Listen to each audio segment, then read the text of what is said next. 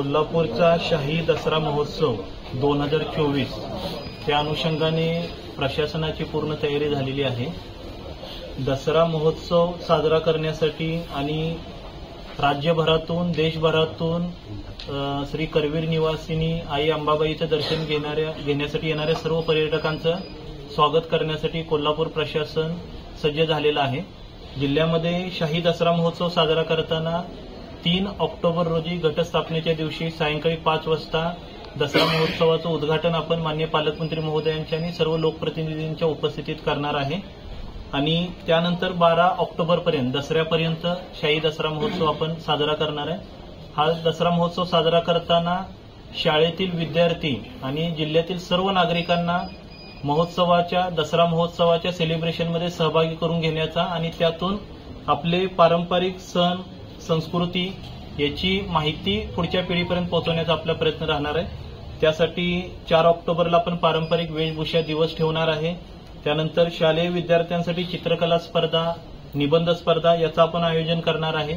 आपल्या भवानी मंडपामध्ये काही सांस्कृतिक कार्यक्रम जे आपल्या संस्कृतीबाबत, महाराष्ट्रातील शक्तीपीठांबाबत, सणांबद्दल माहिती देणारे काही सांस्कृतिक कार्यक्रम, मराठी कल्चरबाबत माहिती देणारे सांस्कृतिक कार्यक्रम आपण ठेवणार आहे। आपण सर्व महिलांच्या सहभागाची एक नवदुर्गा बाईक रॅली सुद्धा आपण दसरा महोत्सवाच्या कार्यक्रमामध्ये आयोजित करणार आहे। आपली नगर प्रदक्षिणा ज्या दिवशी असते त्या दिवशी रांगोळी स्पर्धेचं सुद्धा आपण आयोजन नगर प्रदक्षिणा मार्गावरती करणार आहे आणि चांगले रांगोळी काढणाऱ्या सर्व सहभागी स्पर्धकांचं आपण त्यामध्ये सन्मान सुद्धा आपण करणार आहे। याशिवाय विद्यार्थ्यांना बँड बाबतची माहिती व्हावी आणि राज्यभरातून येणाऱ्या पर्यटकांना सुद्धा बँड बाबतचं एक आकर्षण आहे त्याची माहिती व्हावी यासाठी एक बँड वादन स्पर्धा सुद्धा आपण भवानी मंडपामध्ये ठेवणार आहे। युद्धकला प्रात्यक्षिक सुद्धा आपण भवानी मंडपामध्ये ठेवणार आहे आणि 12 ऑक्टोबरला दसऱ्याच्या दिवशी शाही स्वारीचं आयोजन भवानी मंडपापासून दसरा चौकापर्यंत शाही स्वारीचं आयोजन आणि न्यू पॅलेस पासून दसरा चौकापर्यंत छत्रपती घराण्यातील वाहने येतील तेव्हा शाही स्वारीला मानवंदना हे विद्यार्थ्यांच्या सहभागातून आपण हे कार्यक्रम करणार आहे।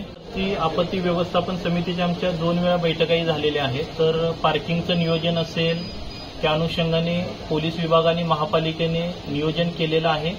काही पॉइंटवरून केएमटीच्या बसेसद्वारे शटल सुविधा देण्याचंही नियोजन महापालिकेने केलेलं आहे।